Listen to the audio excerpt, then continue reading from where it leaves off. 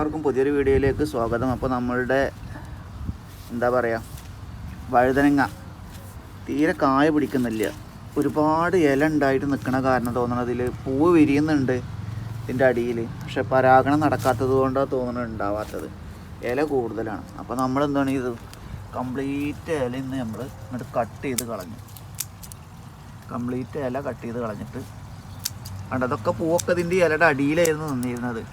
അപ്പോൾ നമ്മുടെ ഇലയൊക്കെ കംപ്ലീറ്റ് കട്ട് ചെയ്ത് കളഞ്ഞെടുക്കുന്നുണ്ട്. അപ്പോൾ പോയി കണ്ട് പൂവൊക്കെ കാണുന്നുണ്ട്. അപ്പോൾ തേനീച്ചകൾ വന്ന് പരാഗണം നടക്കാത്തത് കൊണ്ടാണ് സംഭവം ഇത് ഉണ്ടാവാത്തതെന്നാണ് തോന്നുന്നത്. ആദ്യമൊക്കെ കുറേ ഉണ്ടായിരുന്നു, ഇപ്പോൾ ഇത് ഉണ്ടാവുന്നില്ല. അപ്പോൾ ഞാൻ എന്താണ് ഇത് കംപ്ലീറ്റ് ഇല അങ്ങോട്ട് കട്ട് ചെയ്ത് കളഞ്ഞ് നിർത്തിയിട്ടുണ്ട്. കണ്ടോ ഇത്ര പോരെ ഇല വെച്ചിട്ടാ. അപ്പോൾ നമുക്ക് ഇതിൻ്റെ അങ്ങനെ ചെയ്യാം. കംപ്ലീറ്റ് ഇല വെട്ടിക്കളയാം.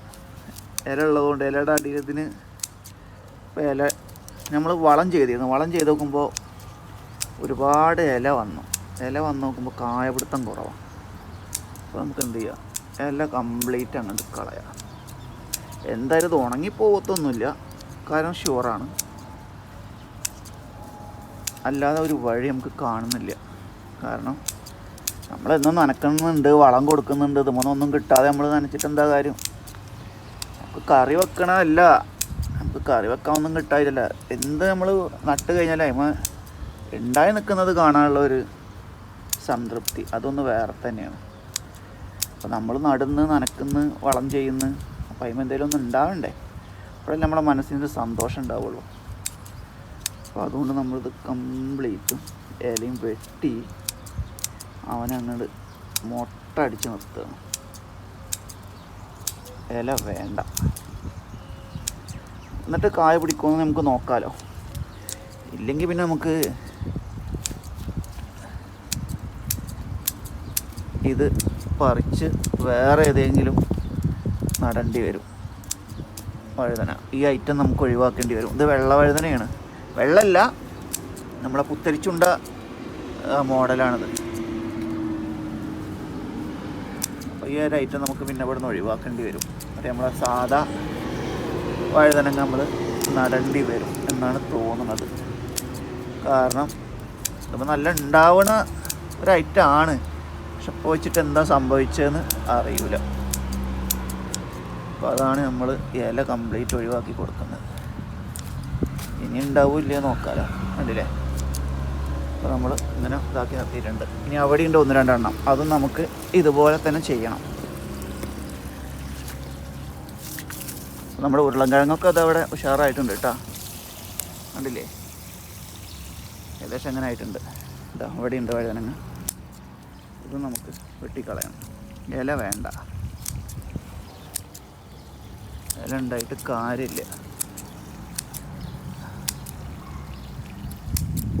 ഇത്രപോലെ പൂവിടുന്നുണ്ട്. നമ്മളിത് പിടിക്കും, കായ പിടിക്കും. പക്ഷെ ഇതിൻ്റെ ഇലയുടെ അടിയിലായിട്ട് തേനീച്ചക്കും ഇത് കാണുന്നുണ്ടാവില്ലേ?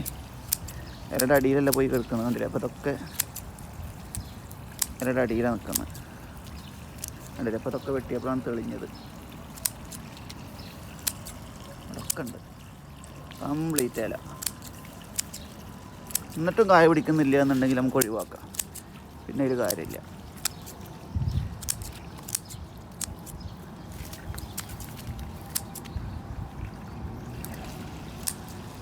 എന്താ ഇതിൻ്റെ അടിയിലാണ് നിൽക്കണേല കായ.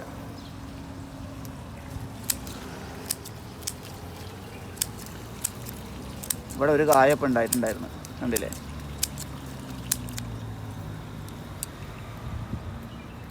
ഇതുപോലെ കണ്ടപ്പടിയുണ്ട്. ഒക്കെ നമുക്ക് വെട്ടിക്കളയണം, കണ്ടില്ലേ? അടിയിലാണ്. എന്താണ് കായ ഇവിടുത്തെ ഉണ്ടാവാത്തതെന്ന് ഒരു പിടുത്തമില്ല നമുക്ക്. അപ്പോൾ അതാണ് ഇന്നത്തെ പരിപാടി. പ്രൂണിങ് ആണ് ഇന്ന് ഫുള്ള്.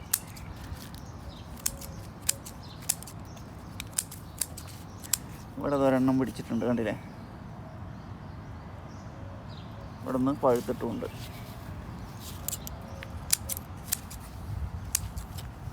കണ്ടപ്പോൾ ഇല വെട്ടി മാറ്റിയപ്പോൾ അതിൻ്റെ ഉള്ളിൽ പൂവുകൾ കണ്ടോ? അതൊക്കെ പൂവുകൾ. അതിൻ്റെ അടിയിലാണിത് നിൽക്കുന്നത്. ഈ ഇലകൾ നിൽക്കുന്നത് കൊണ്ടിത് കാണുന്നില്ല, കണ്ടില്ലേ? ഇപ്പോൾ എത്ര പോരം പോകുന്നുണ്ട് തുമ്മേ, നോക്കി.